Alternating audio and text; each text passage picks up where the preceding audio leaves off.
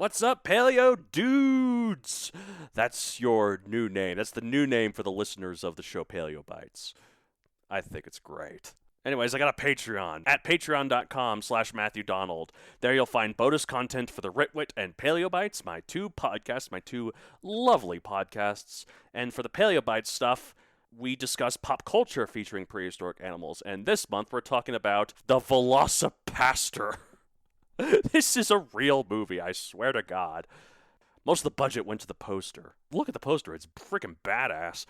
But the movie itself is just... Oh, it's great, though. We have a good time. We talk about this ridiculous movie about a pastor that turns into a velociraptor.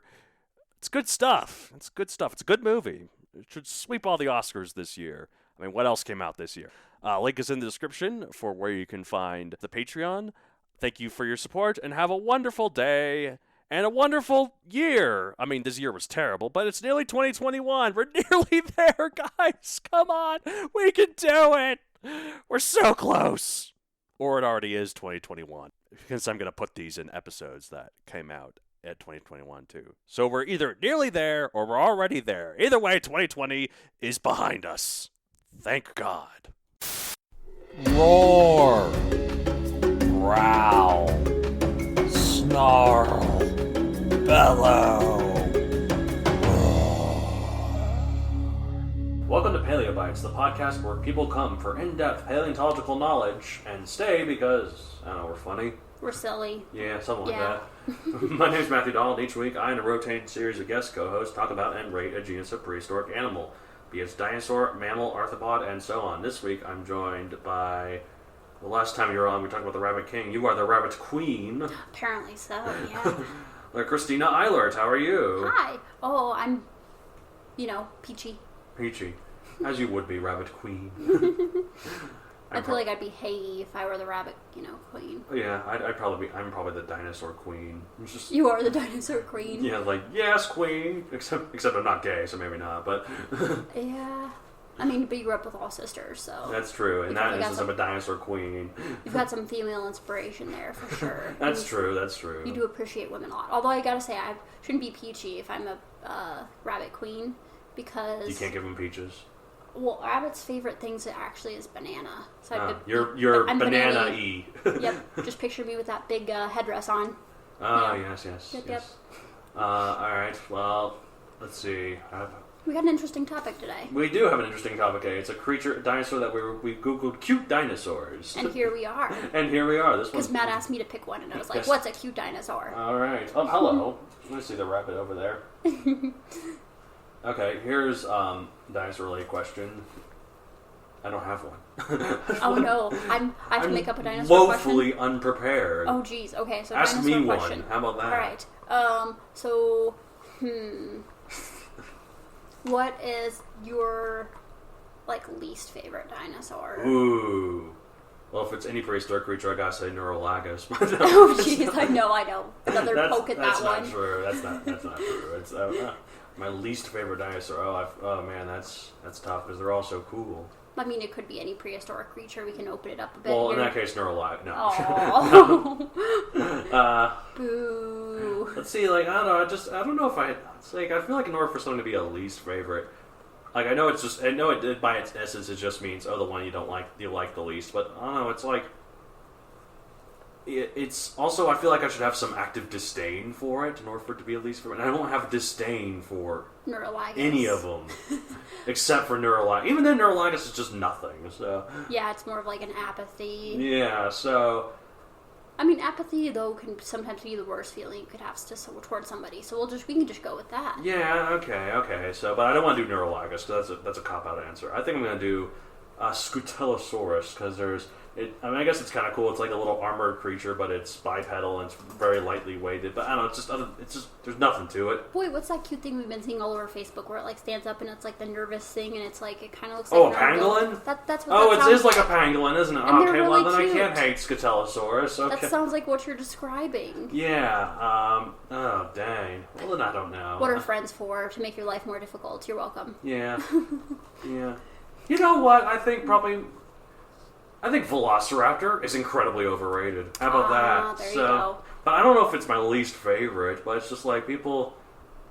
I don't know. There's a lot of cooler raptors out there. Velociraptor just has the name recognition because of Jurassic Park, where it over-exaggerated the size. There you go. So I wouldn't. That's probably the closest I can think of. Okay.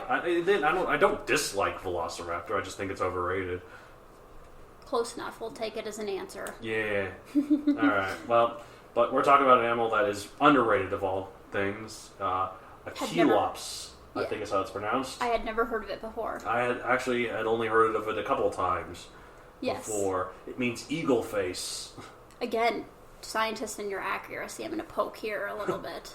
I mean, it does kind of look like a parrot to me. Yeah. Psittacosaurus would be parrot face. Actually, there's a Psittacosaurus, which means parrot lizard. Ah, there you go. It's in the same family, actually. So. Oh, there we go. The type, it's a ceratopsian. There's a group of dinosaurs, a group of ceratopsian dinosaurs, which is the broader name for the horned dinosaurs. But it's in between the more basal Psittacosaurus, like I mentioned before, and the more derived Triceratops in the evolutionary tree. What interesting relatives. Yeah. For this guy. Well, it's like you can kind of see in the face, like, oh, this could be like an ancestor of Triceratops, but it just hadn't gotten big enough and gotten the frill yet, but you can sort of see, like, So it's baby. Yeah, exactly.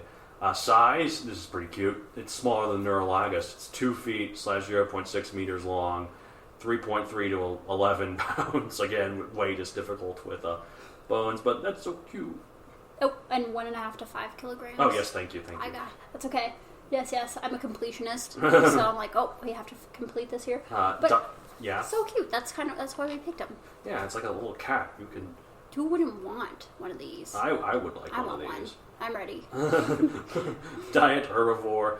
Time early Cretaceous, 108 to 104 million years ago. It's kind of like the Mid Cretaceous, actually, honestly, but I'll say early too. Cretaceous is big, man. You know, the Cretaceous is about the same size as the Triassic and Jurassic in terms of time put together. Wow. Like, the Cretaceous is like half of the time of dinosaurs. Actually, more than half, because no, it is half, because if you the Cretaceous is not as big as the Triassic and Jurassic put together, but the late Triassic is when dinosaurs first evolved. So in that time period, it's 160 million years, and Cretaceous is 80 million of it. But if you count the millions of years in the Triassic that didn't have dinosaurs, it is bigger. So I don't know if that made any sense, but the dinosaur nerds followed you. I was like admiring how pretty you look.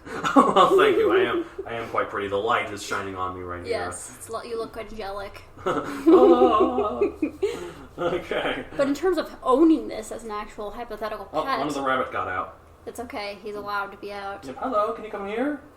I mean, they're not a cat or a dog. They're very independent. They're just like, screw you, dude. But in terms of having one as a hypothetical pet, they do live in Montana, or they lived. So I mean, that's close to Colorado, we right? We can just do a quick drive of a couple hundred miles in a couple million years. And then I have one as a pet. Bam. Yep. Hello. How are you? Just ignore him. It'll be better. You won't come in? Oh, he's so fluffy. Look at him. He is so fluffy. Wish I could just hold him and squeeze him. I know, me too. We're working on it.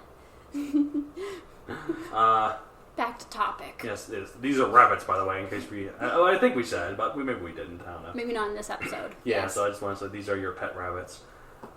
So described in 2014, so it's pretty... Very recent. Pretty recent, yeah. Not the most recent one on the show, but up there. I've had several 2019 ones. So, oh, wow. So that's pretty cool.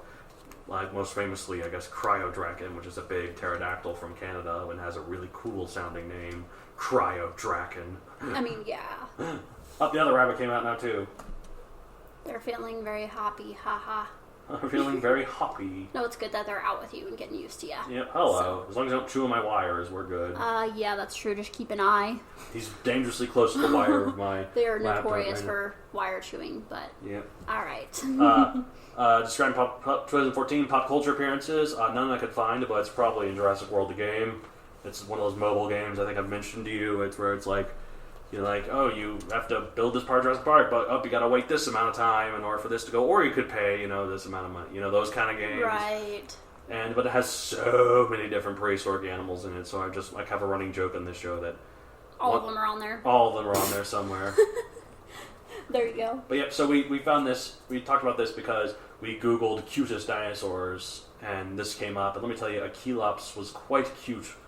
It had a bit of a derpy face, and a tiny curved beak like a parrot. It had big eyes. It could probably be puppy dog-like if they really wanted you to give them some psychad leaves. Yep. Its name, as mentioned, means eagle face, but its full name, Aquilops americanus, means American eagle face. So is this like the most patriotic dinosaur Basically. existing? Yeah, it's just like, it's the most freedom dinosaur ever. There you go. Because freedom, as we all know, is purely an American thing, right? American thing. No one else has freedom. That'd be really scary. But yeah. Speaking of scary, these rabbits are surrounding me. I know, I'm like, now that They're like I'm we're worried closing in about, for the kill. now that I'm worried about your cords. Let me. There's the she-rabbit is behind me somewhere. She is. She's hunting you. But yeah, someone's trying to be ultra-patriotic when naming this thing. That's great. Aquilops was an early member of the ceratopsian family, ahead of the more basal Psittacosaurus, and that it had the beginnings of a frill, although not nearly as large or impressive as the big skulls of Triceratops or Torosaurus. Give its time, though, like about 40 million years. However, classing Aquilops has been a bit complicated due to the only specimen we found so far being a subadult, which tends to show more basal traits in its skeleton than full adults. Ah, gotcha. So, we believe it's right between Psittacosaurus and Leptoceratops in the evolutionary tree, if that means anything to you. Not much. And my book has both a Psittacosaurus and a Leptoceratops. Oh, there you go. Yeah, they're two different characters. That's neat. Like other members of its family, it probably had a lining of bristle-like feathers down its tail. Ooh. A trait that continued all the way into its bigger descendants like Triceratops. Oh, that's cool. Yeah. I'm still kind of adjusting to the whole feathered dinosaur thing, because I feel like all throughout like our childhood, at least growing up, like, it just wasn't really a thing. But They I'm were excited like about lizards, but now they're more bird-like. Yeah, it's pretty cool. In fact, there's some hypothesis about like a more derived ceratopsian, Pachyrhinosaurus, which is this big kind of one like Triceratops. Mm-hmm. It didn't have a horn though; it had like a big lump of. It just like had a big kind of. It was kind of a horn, but it wasn't a pointy one. It was like a lumpy sort of one on its nose. Huh. And it lived in Alaska. And even back in dinosaur times in the winter, it could get quite cold. Yeah. So there's a hypothesis, not a theory because there's no evidence for it, but there's a hypothesis that it had feathers that were like muskox fur. Whoa. Ooh, that sounds lovely. Yeah, no, I'll show you a picture of an artist someone did, a paleo artist did of that theory. It's pretty cool, that hypothesis. Very cool. I look forward to it. Yeah, that's pretty neat.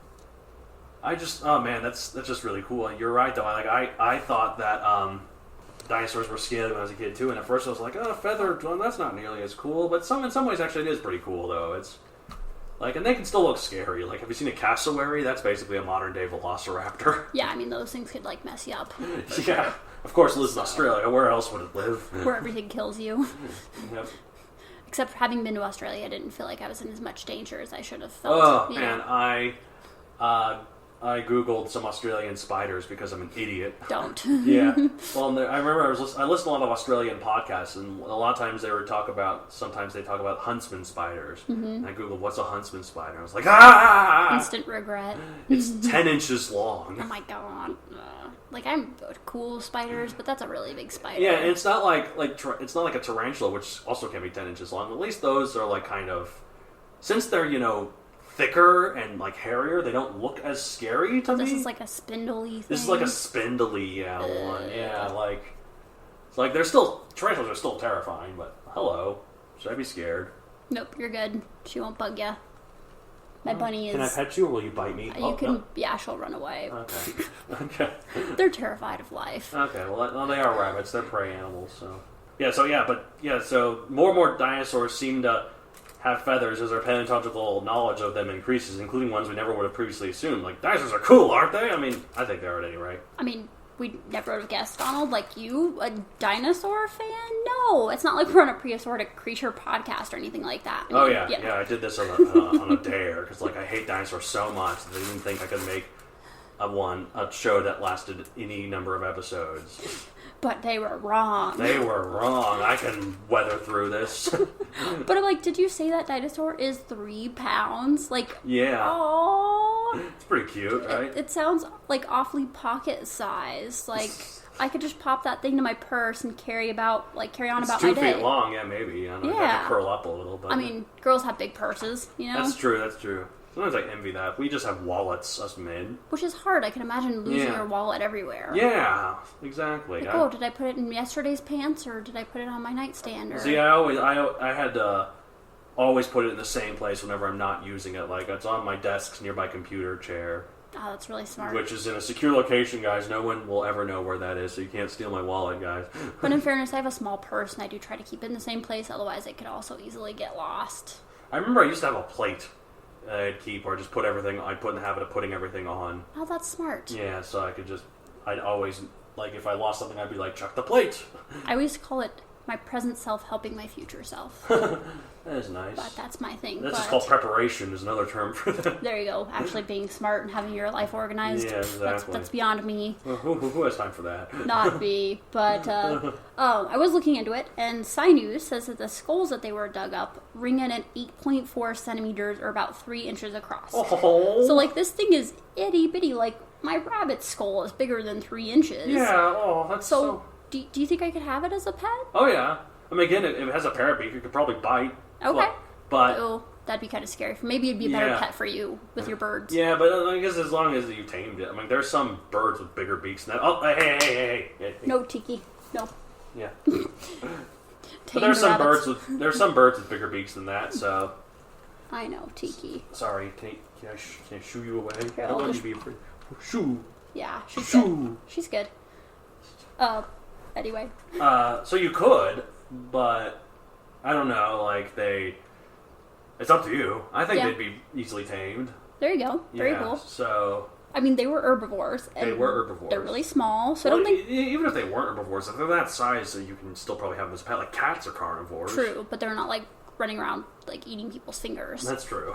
So, I mean, I think cats would. if they were given the opportunity. They're, like, one hair away from actually eating... There's always that story that when a person dies and they're surrounded by cats when they die, the cats always eat the person. So cheap plug from one of my favorite authors, YouTubers. She has a book. It's called "Will My Cats Eat My Eyeballs?" And yes, they will. It's Caitlin Doherty. And in case anybody wants to look into that specific topic, yes, they will eat you when you die. That's the big difference between cats and dogs. Like dogs will do it too, though. Some dogs, though, when you die, they'll just curl up next to you and guard you and be sad until they get really hungry. Yeah, but even then it'll take a bit. Oh, look at the rabbit stretch! I saw the rabbit stretch. It's so cute. But I mean, I don't think they're like going to pose much of a threat to me. Yeah. But you can have an Aquilops as a pet. So let me comment on their size a bit more here. So every article I've used so far to look into this thing describes it as a small cat, and I keep wondering who has a 3-pound cat. That is a small cat. Yeah, most cats I've ever seen that are people's pets are really roly-poly looking. And why a cat? Is it because they're relatively well known in the as an animal in the U.S., or what? I think it's really bizarre, but I'm getting a little off track here. Well, like, 2 feet is about the length of a cat, so maybe that's what they mean rather than just weight. So. Oh, maybe. Yeah, I think you've got something there. Dinosaurs are much more lightly built than other creatures, especially mammals. Like a T-Rex weighs about the same as an elephant, despite being a lot taller and a lot longer. Oh, so that has a very different distribution of weight. Yeah. There you go.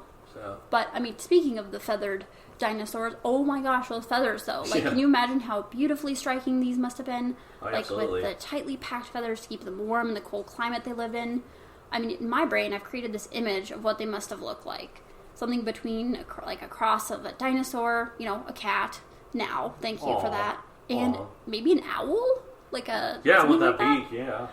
So this thing has the body of a dinosaur. But now that's all confused because the scientist keeps describing it as a cat. So there's that. That's like messing me up. Then I imagine it has these owl-like features such as gorgeous feathers.